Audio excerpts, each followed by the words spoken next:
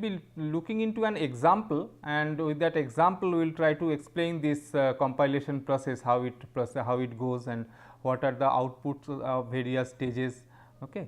So, we take an example from of a program which is close to the language called Pascal.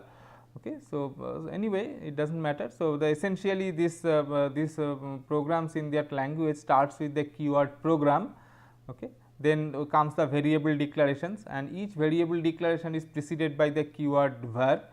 Okay. So, we have got var x1 x2 then colon integer. It says that x1 and x2 they are two variables of type integer.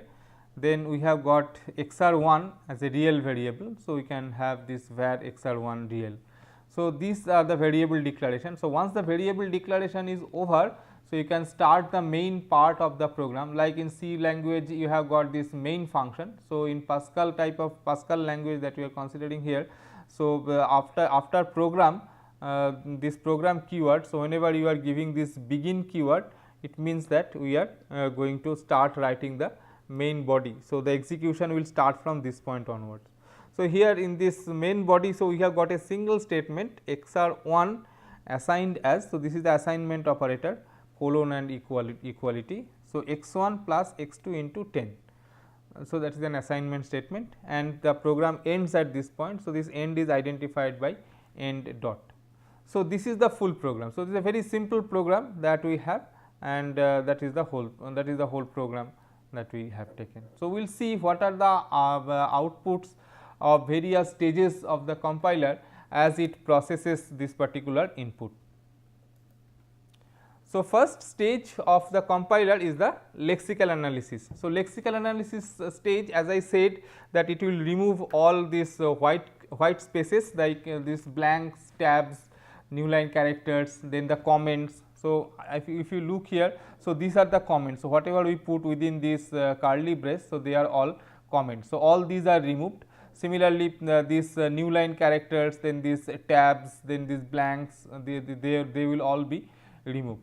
Ideally, I can write this entire program in a single line, okay, by just demarcating each word by a single blank space. But we can write in a fancy way also, as we have done it here, and the lexical analysis tool is supposed to remove all those cosmetics from the program. So,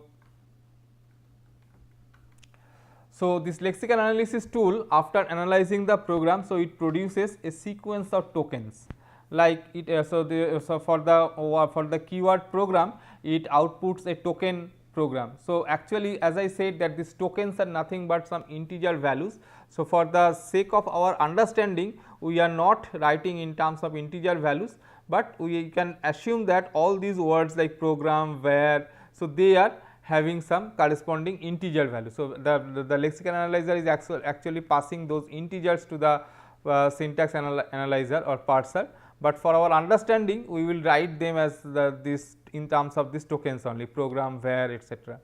So, this program token is returned. So, when it sees that this keyword program, it returns the token program, then this where, then x1, then comma, then this x2, then this colon, then this integer, then semicolon, where xr1 colon real colon semicolon begin xr1. So, these are the various tokens. So, now whenever the parser asked the lexical analysis tool to give the next token, it gives one of these tokens which comes next. Okay.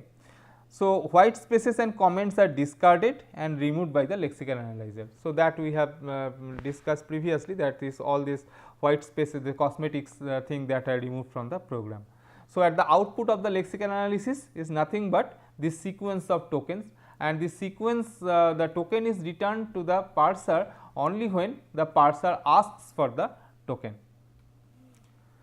Now, coming to the syntax analysis phase. So, we will assume that the program, if we assume that the program is grammatically correct, so it will generate a parse tree.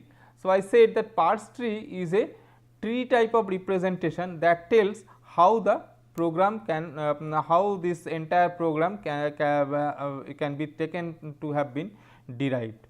So, this whole program is divided, this is actually depicted more by the grammar rule that we have in the program, which for the language, so which is not shown in our example, but assuming that I have a rule which says that the program can produce declarations and statements. So, there is a rule which says that program can produce declarations and statements. So, first whenever it sees the program keyword, it divides it into two portions, declarations and statements.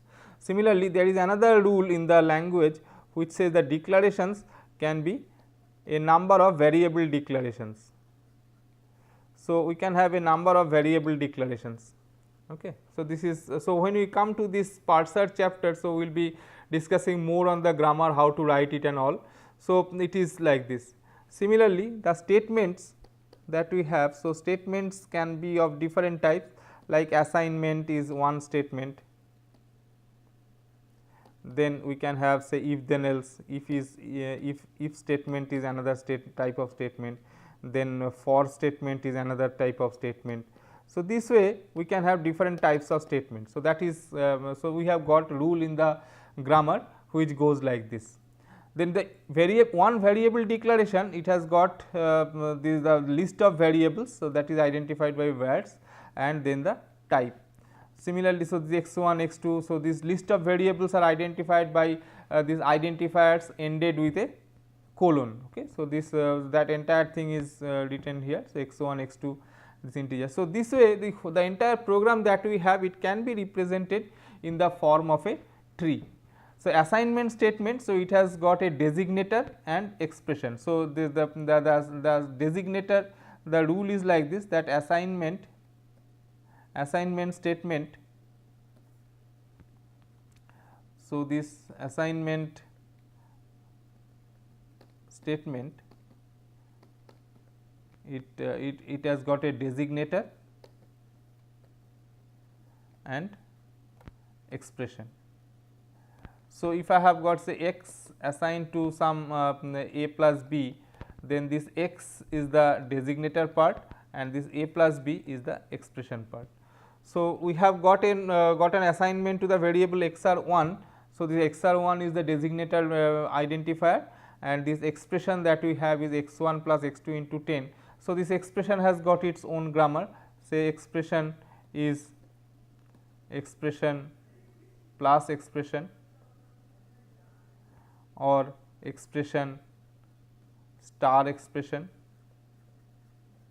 or it can be an identifier, or it can be some constant. So, here it is divided like this, this expression is expression plus expression like that, and then the right hand side is again expression multiplied by expression, then the expression on the left hand side, it gives me the identifier, expression on the right hand side gives me the constant. So, this way we can have different we can generate the entire parts tree. So, if the program is syntactically correct, then this syntax analysis tool, so this will generate a parts tree. So, this parts tree is used by the code generation stage for generating the generating code for the correct program. And if the program was syntactically wrong, then this parts tree could not be generated by using the rules of the grammar, and accordingly the parser will give some syntax errors, and the compiler designer can flash appropriate syntax error messages for the program for the input. Now, so assuming that the program is syntactically correct, so it generates this particular program. Now, the code generation. So, assuming that we are generating code for some stack based machine with the instructions like push, add, multiply, store, etc. The code will look something like this. First I need to evaluate this expression. So, the code is to evaluate the expression, that is xr1 equal to x1 plus x2 x1 plus x2 into 10. So, it first pushes this x2 into the stack. Actually, the way it operates is like this. So, first it has to evaluate this x2 into 10, and for doing that it has to push x2 and push 10 and then called the multiply operation. So, as a stack based machine, so we know that it pops out the two topmost entries from the stack. So, in the execution what will happen is that in the execution what will happen is that we have got in the stack first x2 pushed and then 10 pushed, then this multiply instruction comes. Accordingly, the machine while executing it, it will pop out this 10 and x2 from the stack, do the multiplication and push the result back to the stack. So, now after doing this, the stack will, after this push statement has been executed, the stack will have x1, it will have the value of x2 into 10. Then it says push x1. So, x1 is pushed into the stack and then it does add. So, when it does add, so again these two are popped out, the values are added, and then so return value also, this value has to be, so now my stack has got this result. So, this is x1 plus x2 into 10, x1 plus x2 into 10. So, this value is there in the stack. Then in the stack we push the address of xr1. So, address of xr1 is pushed into the stack and then we say store. So, when we say store, it will again pop out two topmost entries. The first entry will give me the address of the location where we want to store the value, and the second entry gives me the actual value. So, based on that, so it will be storing the value of this expression onto the variable xr1. So, for stack based machine, so it will generate code like this. For some other machine, so it will generate code in a different fashion. So, that explains the compilation process. So, starting with the program, lexical analyzer will identify the tokens, parser will arrange those tokens in some fashion, so that it so that it becomes the derivable program from the start symbol of the grammar, and if it can make that parse tree, then this code generation phase, it can generate code by taking help of the parse tree, the individual stages of the parse tree it can use and generate the code for the target machine.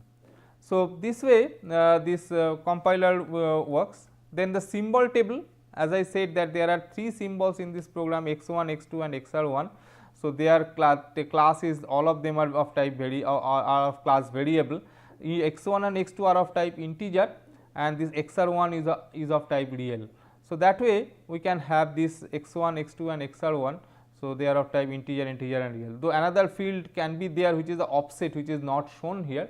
I have not shown it explicitly purposefully, because just to emphasize that it is not mandatory that all those information be there, all symbol tables be similar. So, it can vary. So, up to the compiler designer. So, compiler designer may feel that certain information be there in the symbol table, certain information may not be there. So, in this case the compiler designer might have thought that these are very simple. So, I do not need the offset. So, what we are doing for the stack based machine, so we are pushing them onto the stack.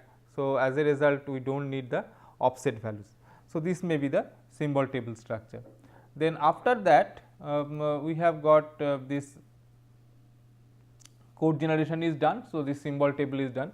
So, with this example we will like to conclude this part of our discussion. So, in this discussion we have seen an overview of the compiler design process. We have seen different phases of a compiler, what are they. So, we have enumerated the phases. We have also discussed in detail the challenges faced by the compiler designer.